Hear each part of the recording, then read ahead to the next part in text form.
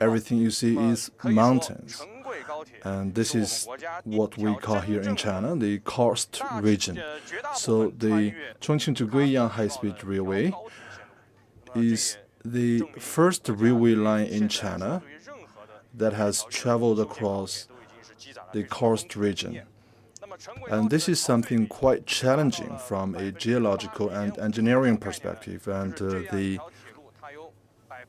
more than 85% of the railway is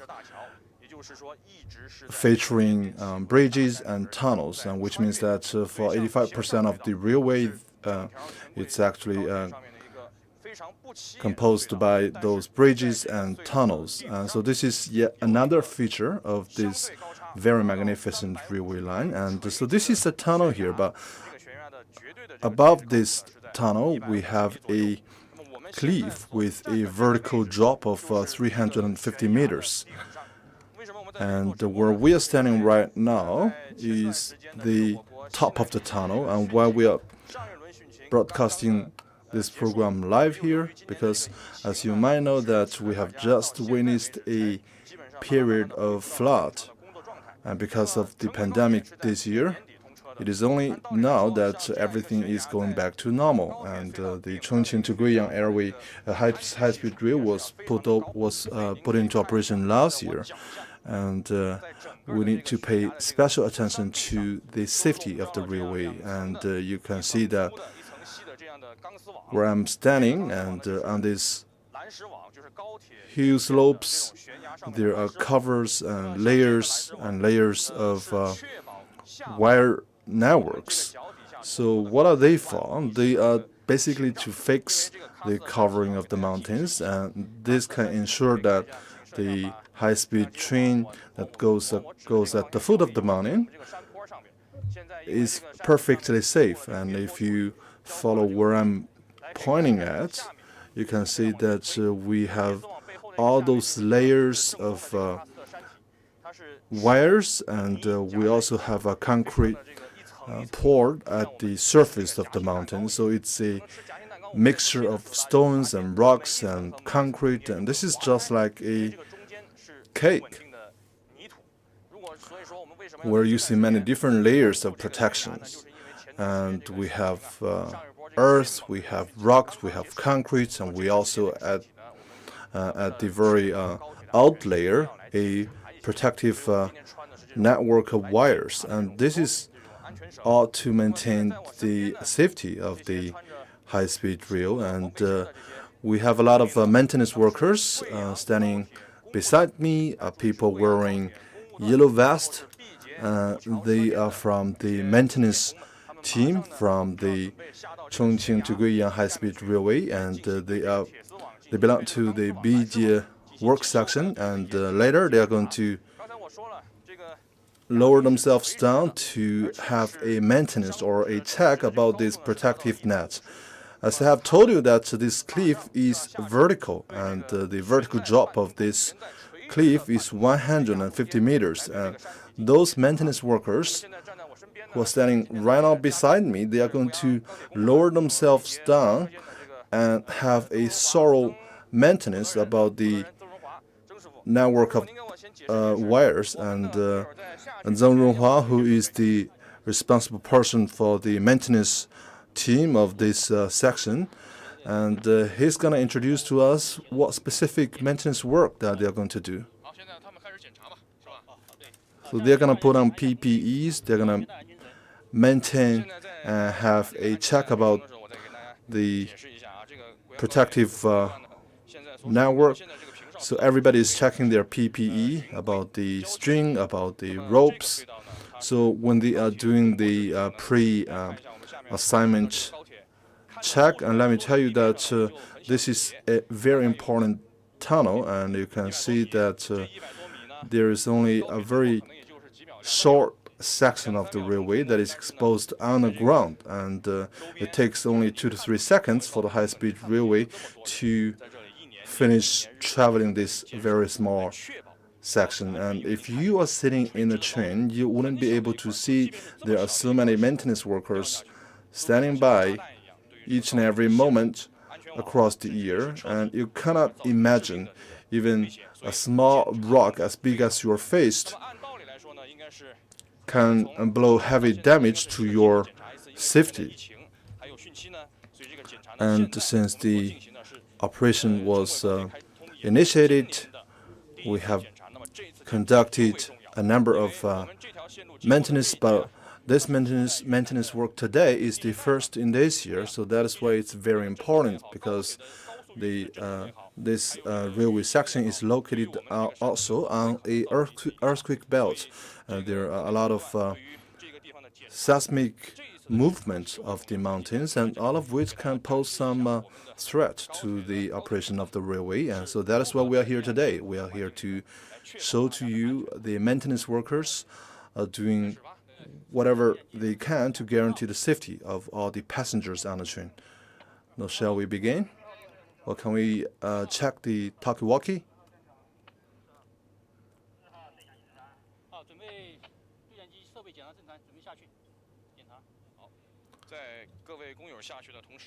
So when the walkie-talkie is ready, and then we can start our maintenance work. So when they are about to start, we are also going to lower down with them, because we don't have those exact equipment and we haven't gone through those trainings, but I'm still gonna go down with them so that I can show you how much work they have put into this. And those railway workers, they don't travel the journey that we do, and they don't go to the places that we go. It is only when we are working side by side with them can we truly understand the work environment that they are exposed to, and they are exposed to this wild environment that not so many of us are exposed to on an ordinary basis. And so you can see those steps that they are stepping on, and each and every step has to be fixed on those round circles. And you have to wear a PPE, that's for sure. You need to also wear gloves, because those thorny wire can easily hurt your hand. May I also remind our cameraman to be very careful, and he's in a more challenging situation because he has to climb down and at the same time hold the camera.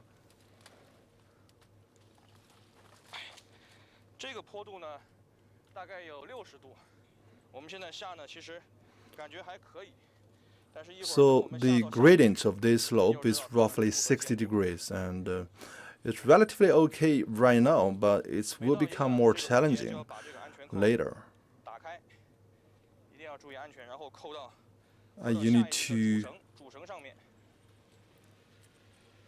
unbuckle this each time after you have climbed down a section, and you need to buckle up the hook to the net and then continue climbing down.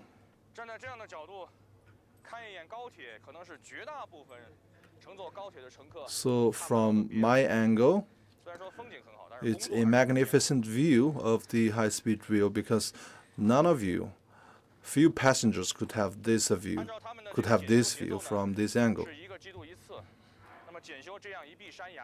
According to their assignment pace, they have to conduct a maintenance work for every quarter, and it takes 3 days to complete one maintenance, and which means that for these 3 days they will be staying outside, and for half of these 3 days they will be hung in the air at height, and when they complete the work for a half day, they will have to climb up to claim their lunchbox.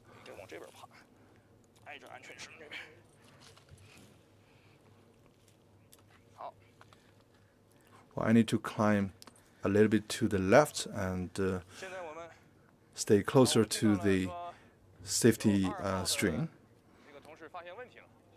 So now we have picked up some signal from the walkie-talkie, and there is an issue identified. So all right, we can pause here and have a few words with Mr. Zheng.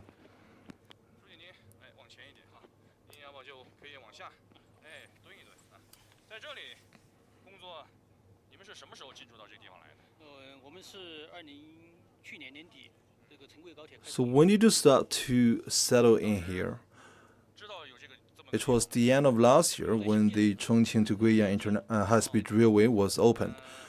At the time, did you know that this is so challenging? No, we didn't know, but we kind of expected this could be dangerous.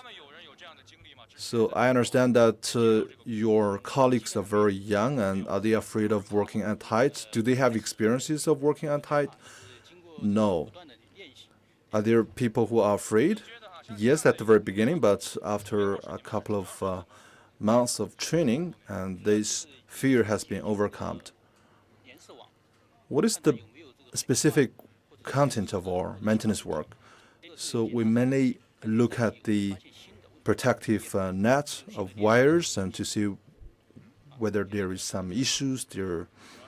And we also look at the cracks on the slopes and surfaces of the mountain. Question, so when high-speed rail passes here, and you have been working here from this angle, from this height, and how does it feel seeing the railway, seeing the train passes here? I think it's a very comfortable feeling, and we feel very proud seeing the train pass here safely. Question, but for ordinary people like us, and this is very challenging. Answer, yes, because most of those workers, they have just graduated from college, and they haven't done anything like that, so they may think this is too challenging.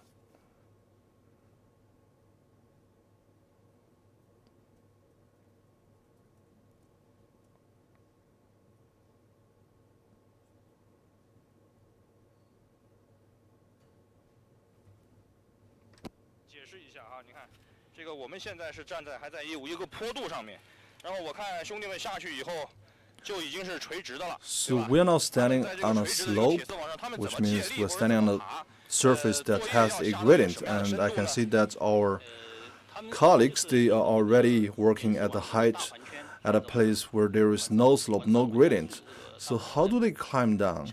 Answer, so they just step their foot on those big round circles, and when they have to climb down, and then when they finish, they have to climb up. Question, so do they make a round way one day? Answer, yes. Question, so how long does it take? Answer, 3 to 4 hours.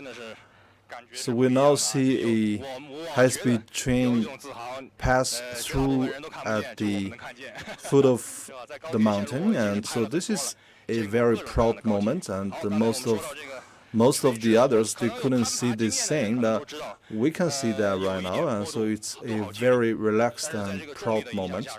So if you have experiences of climbing, and you know that when there is a gradient, it's a lot easier, but when there is no place to fix your feet, it's going to be very difficult. Yes, exactly, you need great stamina, you also need a lot of skills.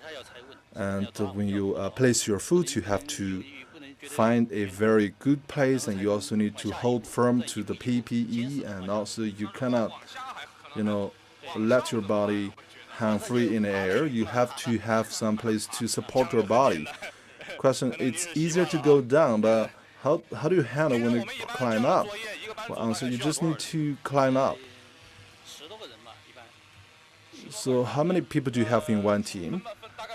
Answer, roughly 10 people.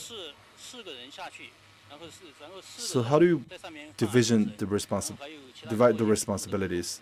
So we have 4 people climbing down, we have the other 4 people playing a supportive role at the top of the mountain. So how different is those safety string? They are much longer, and so this is a short distance assignment, but for those long safety string, it's much longer, and we have walkie-talkies that tells you, how long do you need to release. All right, we have already a couple of colleagues who have already climbed down, and they have PPEs. with them. And let me just give you a demo what they have with them. Number one, you have a hammer. This is what we call a maintenance hammer. So can you give us an introduction? What is this for? Answer, you can tap the mountain to see whether there is a crack or some loose surface, and you also need to tap and knock those problematic surfaces. Question, what if you identify some problem? Answer, when it is a small issue, just knock it to break it and let it fall, and when there is some big crack, we will need to use some other techniques to support that, to fix that. So we allow a falling of those rocks at a controllable situation, and when there is a large crack, we have some other approaches. So this is the hammer that often used by those maintenance workers, and it's very useful. And what is this point for? So this point can give you more strength when you knock. So it's two different approaches of knocking, and you can hear the sound of the knock and judge whether there is some void beneath the surface. All right, this is the first tool, and tool number 2 is a spray paint. What is this for? Answer, when you identify a problem but you cannot fix at the moment, you can make a mark with this paint, and then the next time you conduct the maintenance work, you will be able to maybe solve the problem. Answer, a question, is it for the mountain surfaces or for the protective nets? Answer is for both. Now let's take a look at tool number 3.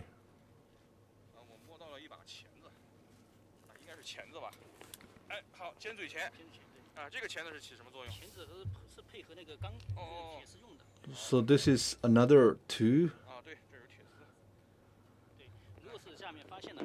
This is a pliers. And what is this for? Well, this actually goes with the wire, and if you identify some loose connection of the string, and you can just do some fixes, you can connect them together.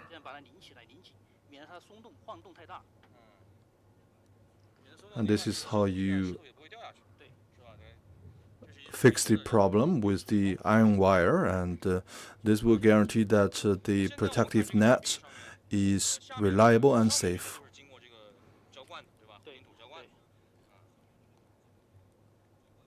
So at the upper part of this mountain, you have concretes.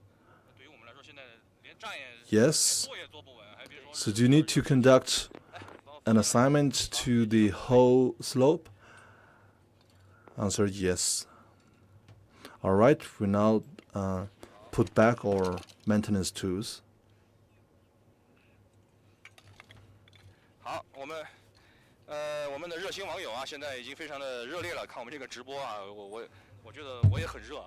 So now we have collected some questions or comments from online, from the common area, and we are reminded to pay special attention to safety, but rest assured that will be maintained safe and secure, and we have some PPEs, and we also have a question, and so how did you lay such a protective net? Because this is such a huge surface of the mountain slope. So at the time we used a crane. Question, so who waved and fabricated this wave? So it's fabricated and waved manually. And this is just like how you knot a sweater. And when they were manufactured from the plants, they have the sides of 4 by 4 meters, and so we just need to weave them together, and then when they are transported here, we have cranes and crane towers, and we have people manually lowered down to the middle of the air, and they connected and weaved all those different pieces of protective iron net together, and so you can imagine how sophisticated and challenging this is. But this has been applied in many different engineering projects across China, and because we are building a railway that goes through the karst mountain, and we have to build such a net to protect the railways and the trains from the falling rocks. And we have this very particular region and the geological conditions where we have caves, we have rocks, and we also have water. And this is the nightmare for all the engineering projects in China's southwest, in Guizhou, Yunnan, and Sichuan. It's very difficult and challenging to build a high-speed rail, and soon we will build a railway from Guizhou to Nanning, and this railway, I believe, will become the most challenging engineering project in China ever, because in Guizhou and Guangxi, you have the mountains in this karst region, and so it will be a lot more difficult than this railway line that we are above right now. And at the Guizhou to Nanning high-speed railway, and the percentage of railways and tunnels will be above 90%. And if you are interested in engineering project related to railways, I hope you can follow with the development of this railway line. And if we could overcome the challenges for that railway line, we will have no problem to encounter in the years to come. So our colleagues are still lowering themselves down, and I'm not sure whether our cameraman can still capture them, and we can see that our maintenance worker has taken out the pliers from the toolbox, and you can see how they are handling each details, and they have to pull the string with one hand, and they have to fix the net with another hand, and they have to take out the tools, and they are conducting this maintenance work at height, and it's their hand in the air, and you can see that how much sunshine we have, and this is a direct exposure to a very harsh sunlight, and I'm pretty sure that they will all get sunburned, and you can compare the skin color that we have here, and it's truly challenging. Alright, we are now using a drone to capture the scenes of maintenance of our workers, and this is how much work that they put into maintenance. I'm not professionally trained, yet I'm wearing PPE, and let me just lower down a little bit, and let me just experience how hard it can be from a physical point of view.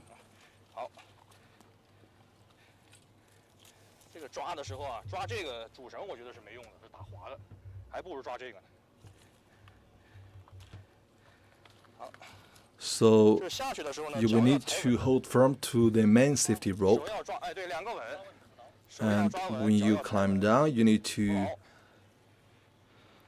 have a very stable place to stand on, to place your foot.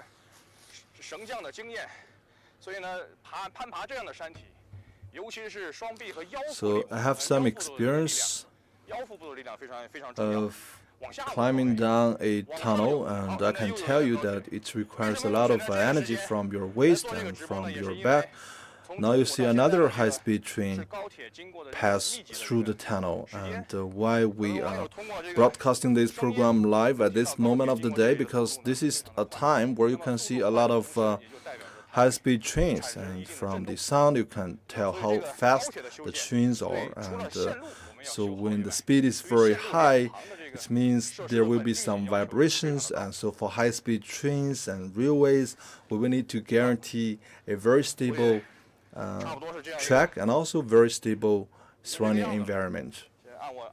Alright, this is how far I can go for the time being, and well, this is what my skill allows me to do, and I want to climb all the way down, but it would be so challenging. So let me have a brief interview here. How long have you been working here? 3 years. How long have you been climbing down the rope here? Well, it has been since the end of last year.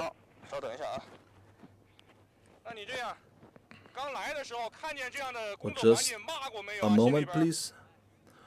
So when you first came, did you have any complaints about this work environment?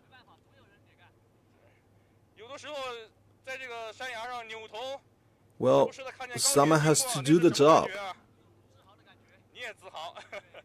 Sometimes you turn your head to the track and you see this high-speed train pass through, and how does it feel? I feel very proud. It is generations after generations of maintenance workers like us who guarantee the safety of the high-speed trains. So do your family know that you are working here? Yes, and they know I'm working here, and they know I'm having a very good working environment. So you have just exposed your true working environment to your family. No problem.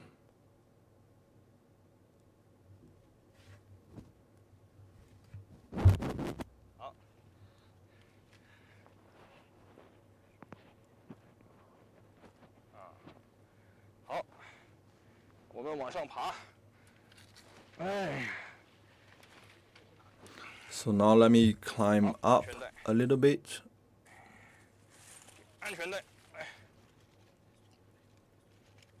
Safety belts and safety rope.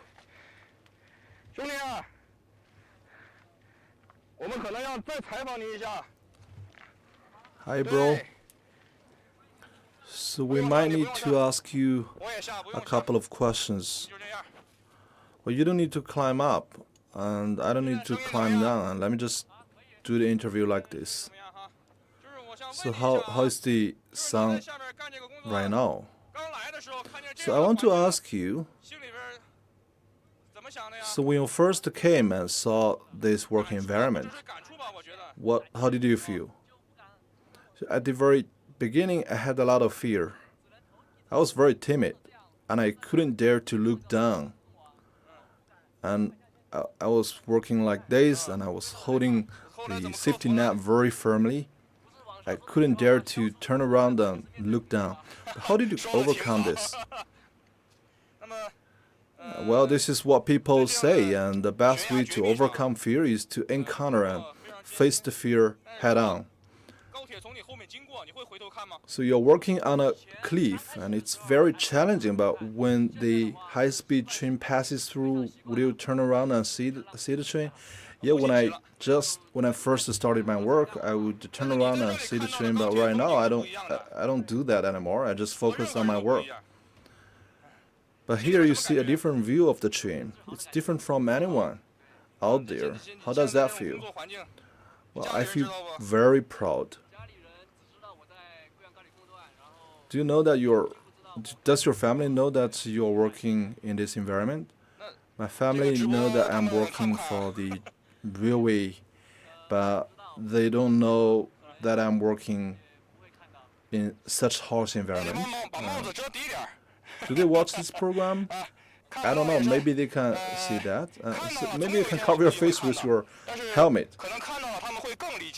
So I think one day they will know, but when they see you exposed to such work environment, they will have nothing but understanding, and because those big national engineering projects indispensable from your contribution and the contribution of people like you. I think you have a lot of pride working here, and if you one day have a choice to leave this position, what decision will you do? Well, I will need to maybe hesitate a little bit and make a decision later, and maybe your next job would have another environment, but if this job requires your technique and expertise, then you might need to just stay, right? Yes.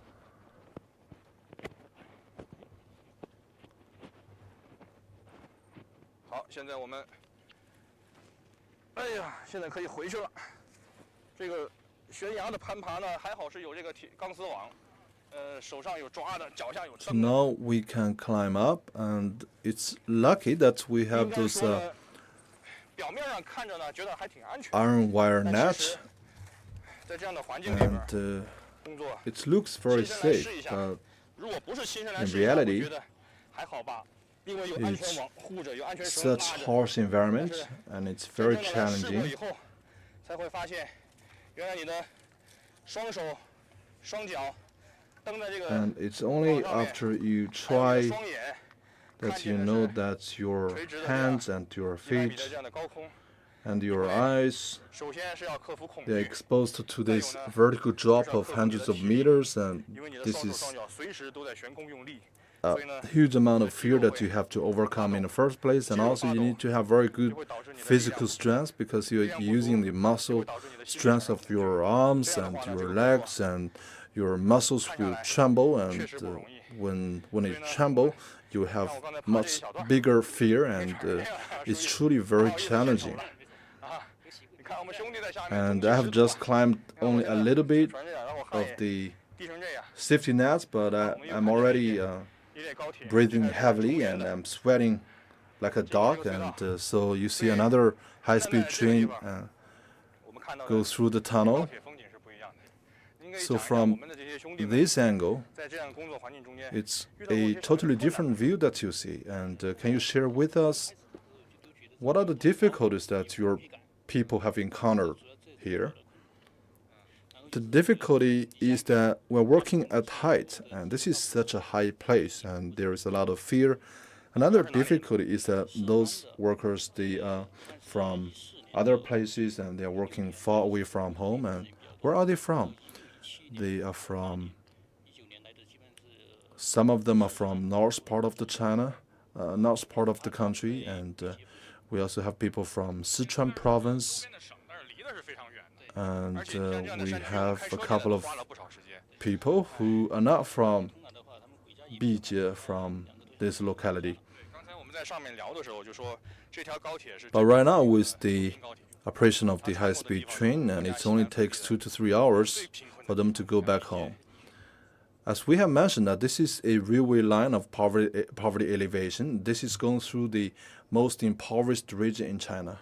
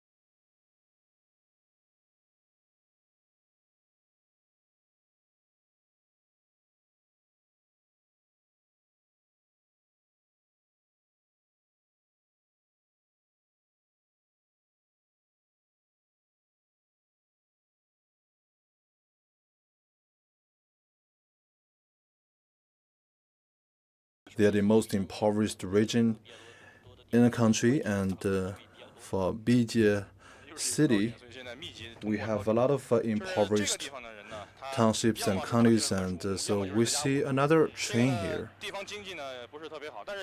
So people from this region, most of them are migrant workers working at other regions, but right now with the high-speed railway, we have more convenient transportation, and we have more convenient flow of information and talents and capital. So this is why this is truly a poverty elevation railway line. So what are the difficulties that our workers have encountered? Well, you can see that it consumes a lot of physical strength and also a lot of time, and at the end of the day, people feel very exhausted, and a lot of them would like to even skip supper to go to bed directly. So are there a lot of young workers here? Yes, there are a lot of people born after the 1990s, but someone has to do the job, and someone has to fill in the post, and we need some ordinary but extraordinary workers on the post to guarantee the safety of the project. I had one of the questions about the difficulties. I truly hope that there is no difficulties, and I truly hope that there is no challenge, and there is only safety, and I just hope that they can climb up and down and see the beautiful scenery and guarantee safety. But I know this is very difficult. This is not possible. This is challenging. Now let me see. Now you can see across this region and this landscape, and in the past, this is the blockade. This is the barrier between the mountains and the outside world. But right now, with the high-speed railway, the mountains are no longer the barrier, and we are able to leverage the resources in the mountainous areas, and each and every day there are a lot of trains passing through this 100-meter long tunnel, and we have tunnels one after another and one bridge after another bridge, and so the high-speed trains, they are passing through the different tunnels and bridges, and the passengers sitting in the train, they don't know that there are a lot of maintenance workers working above them and beneath them and beside them. There are a lot of maintenance workers doing this very boring work day after day and year after year to guarantee the safety of each and every passenger. So I want to remind our passengers that when you are enjoying the beautiful scenery and view from the window of the train, and never forget that there are a lot of unsung heroes that are doing whatever they can to guarantee your safety, and they are the truly unsung heroes. They are the invisible men, and they are the true heroes of this industry. All right, this is the end of today's program, and thank you very much for watching.